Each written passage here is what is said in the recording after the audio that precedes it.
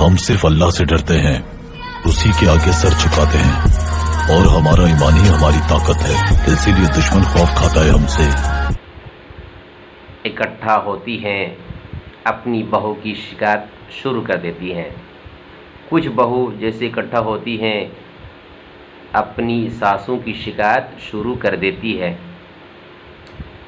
तो कौन सा तरीक़ा अपनाया जाए जिससे सास बहू की तारीफ़ करने लगे और बहू सास की तारीफ़ करने लगे, सास बहू से खुश रहे और बहू सास से खुश रहे। तो इसके लिए कौन सा तरीक़ा अपनाना पड़ेगा और किसको सबसे बेहतर रोल अदा करना पड़ेगा? इसके लिए सास को सबसे अच्छा और बेहतर रोल अदा करना पड़ेगा। वो ये है कि सास अपने बेटे की शादी सुन्नत तरीक़े से करे और उसमें सारा खर्च सास की तरफ से हो और फिर सुन्नत तरीक़े से दुल्हन बनाकर अपने घर में ले आए। और घर में जैसी नई नवेली दुल्हन घर पहुंचेगी, घर पहुंचते ही उसको अपने सीने से लगा करके कहे, बेटे मैं समझ रही हूँ तुम्हारी तकलीफ़ को, अभी तुम्हारे दिल में क्या खलबली है, बेचैनी है, मैं उसको समझ रही हूँ। तुम अपनी माँ की मोहब्बत को कुर्बान करके यहाँ पहुँची हो, तो लो आज से मैं तेरी माँ हूँ। अपने बाप की मोहब्बत को कुर्बान करके यहाँ पहुँची हो, तो लो तेरा ससुर आज से तेरा बाप है। भाई बहन को छोड़ करके आई हो, तो मेरी औलाद तेरे भाई और बहन हैं। अपने घर की मोहब्बत को कुर्बान करके यहाँ पहुँची हो, तो लो आज से ये घर तेरा ही घर है।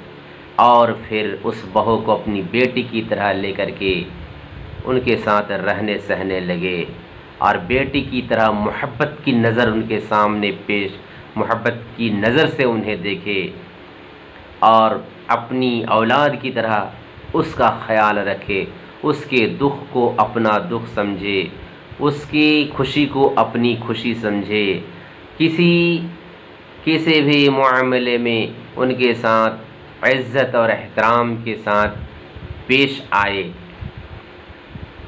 और अगर उनसे काम करने के दौरान कुछ गलती हो जाए, कुछ कमी महसूस हो, तो उसे हंस कर टाल दे, नज़रअंदाज कर दे।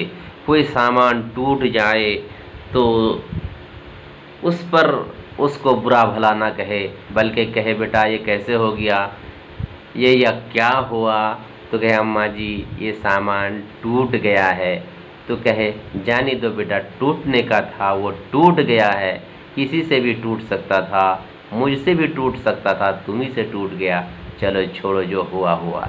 फिर भी अगर वो शर्मिंदा होती है, कुछ शर्म महसूस करती है या कि कुछ हिचकिचाहट महसूस करती है, तो कहे बेटा तू इसके पीछे ना पड़, जो हो गया हो गया। अगर इस तरीके से सास बहू के साथ पेश आती है, तो ऐसी सास, ऐसी बहू अपनी सास के इशारे पर मर मिटेगी, दौड़ पड़ेगी और उसके इशारे पर नाचती रहेगी, उसे आराम पहुंचाने की कोशिश करेगी, उसके दुख को अपना दुख महसूस करेगी और उसे हर तरह से खुश रखने की हर मुमकिन कोशिश करेगी और सास की आदम मौजूदगी में उसकी तारीफ़ करने पर मजबूर हो जाएगी।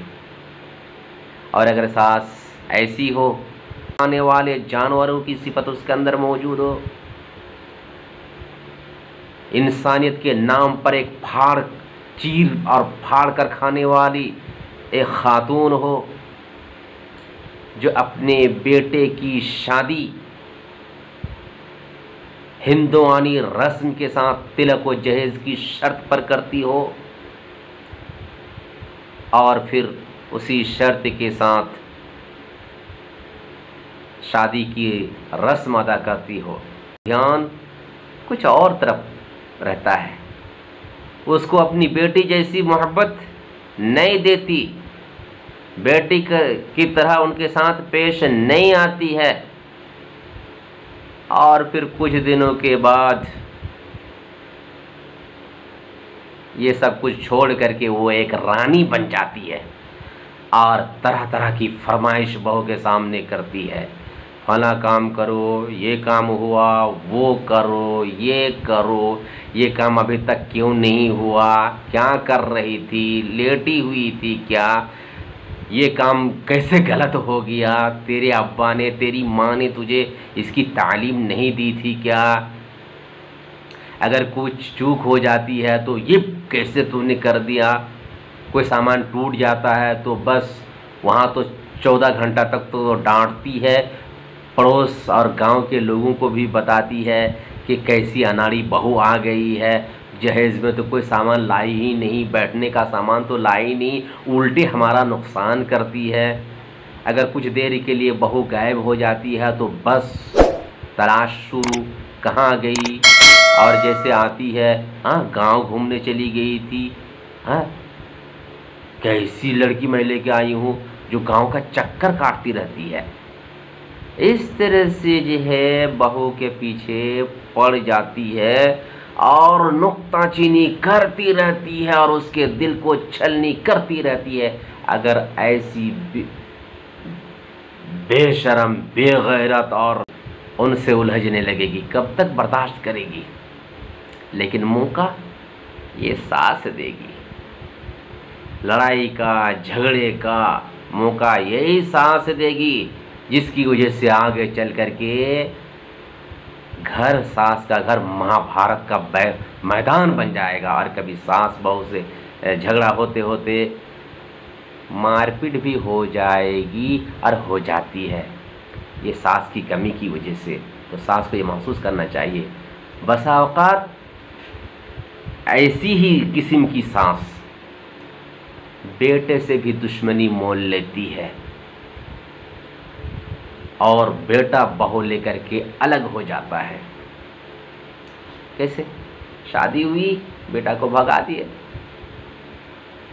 میں بہو کو سدھاروں گی، جیسے بہت سے گھروں میں ایسا دیکھا جاتا ہے، میں بہو کو سدھاروں گی۔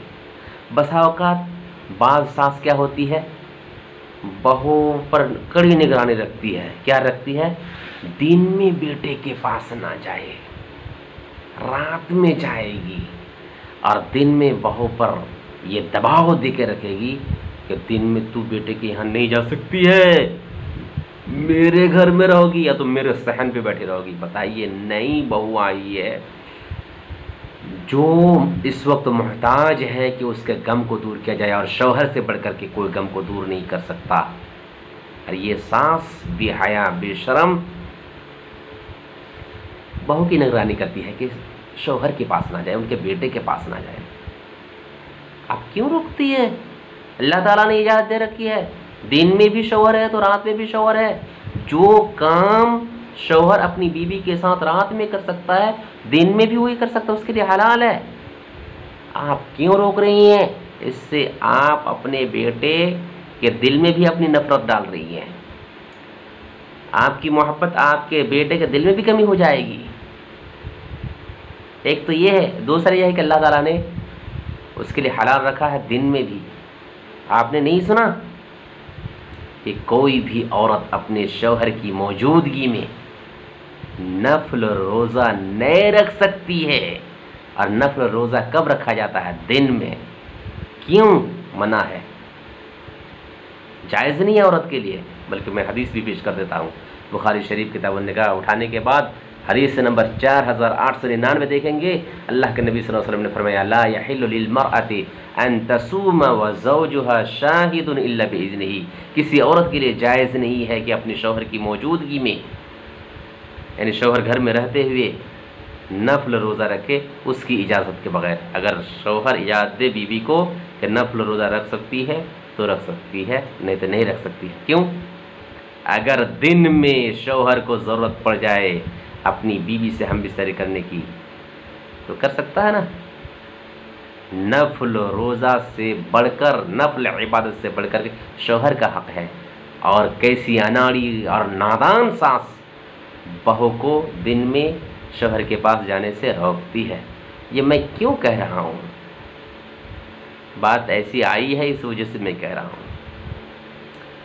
تو جو ساس اپنی بہو کی محبت حاصل کرنا چاہتی ہے، انہیں چاہیے کہ بہو کو اپنی بیٹی کی طرح سمجھے، اس کے دکھ کو اپنا دکھ سمجھے، اس کے غم کو دور کرنے کی کوشش کرے، ان کی ساری ضروریات کا خیال رکھے اور